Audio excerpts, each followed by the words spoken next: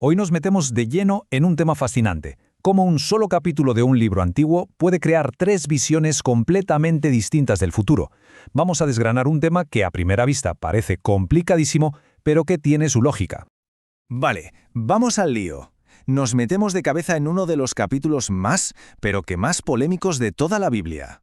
Un capítulo que crea divisiones fundamentales en el estudio de los tiempos del fin, y que funciona como una verdadera encrucijada teológica.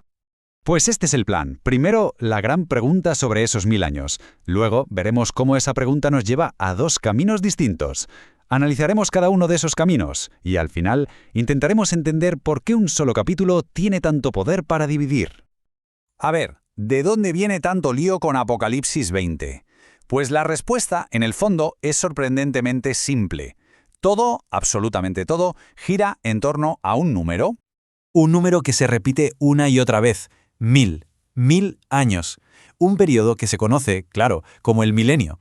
Ojo, porque aquí está el meollo de la cuestión. La frase 1000 años aparece 6 veces, 6, en este capítulo tan corto. Y lo increíble es que dependiendo de cómo se interprete este periodo en el que Satanás está atado, toda la visión del fin de los tiempos cambia por completo. Es como la primera pieza de un puzzle que condiciona dónde van todas las demás. Es que toda esta controversia se puede reducir a dos preguntas clave. Dos preguntas que actúan como una auténtica bifurcación en un camino. La respuesta que se dé a cada una te manda por una ruta teológica completamente distinta. No hay vuelta atrás. La primera gran pregunta es sobre el cuándo. ¿Cuándo empieza este famoso milenio?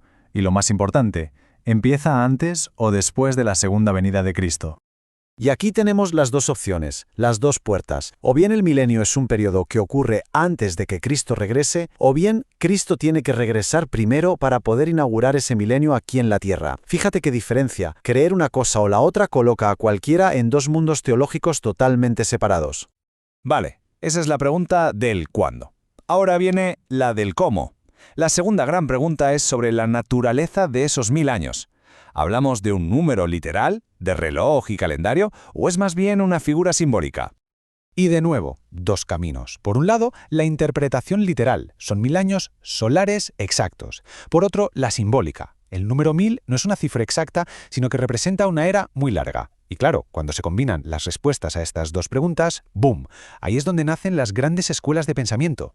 Pues vamos a explorar el primer camino, el que toman quienes responden después y literal. Esto nos lleva a una de las posturas más conocidas hoy en día, el premilenarismo. El nombre ya nos da una pista, ¿verdad? Premilenarismo. La idea es que Cristo regresa físicamente a la Tierra antes, o sea, de que empiece ese reino de 1000 años. Y la verdad es que hoy por hoy es la visión más popular en muchas partes del mundo.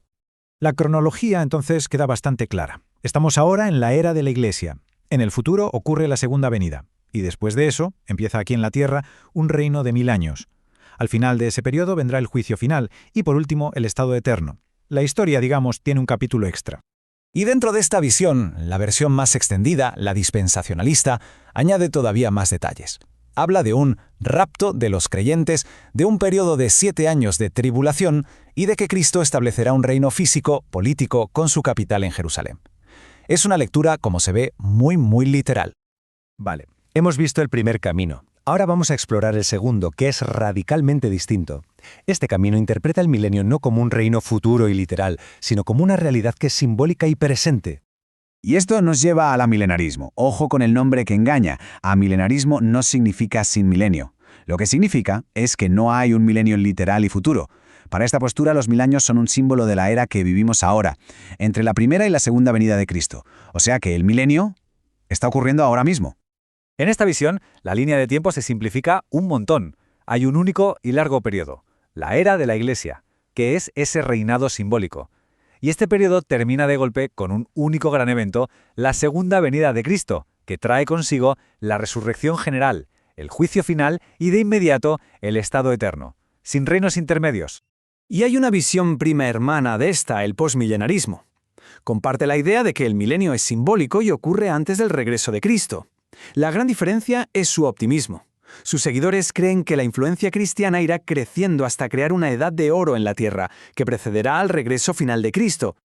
Bueno, Llegados a este punto, está claro que no son diferencias pequeñas. Estos dos caminos no son solo debates académicos, crean problemas y preguntas muy serias que cada sistema le plantea al otro. Y son preguntas difíciles de responder. Por ejemplo, una milenarista le preguntaría a un premilenarista: a ver, la Biblia dice que la muerte es el último enemigo que será derrotado en la venida de Cristo. Entonces, ¿cómo es posible que después de su venida haya un reino de 1000 años donde la gente sigue naciendo y muriendo? Parece una contradicción. Y otra más, si el corazón del mensaje del Evangelio es la esperanza, el anuncio de que Cristo viene, ¿cuál es el mensaje del Evangelio durante ese milenio futuro en el que Cristo ya ha venido y está reinando en la tierra? ¿El mensaje cambia? Y un último problema logístico, que no es menor.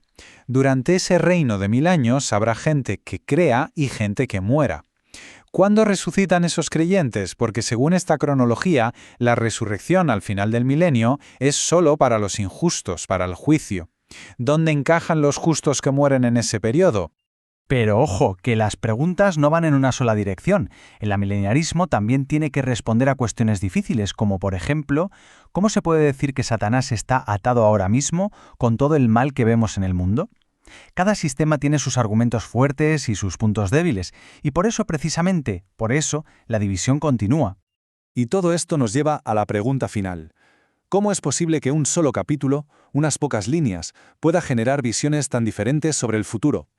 Es un recordatorio increíble del poder que tiene la interpretación, de cómo un mismo texto puede dar forma a creencias y esperanzas totalmente distintas, dejándonos a todos reflexionando sobre la naturaleza de la profecía y su cumplimiento.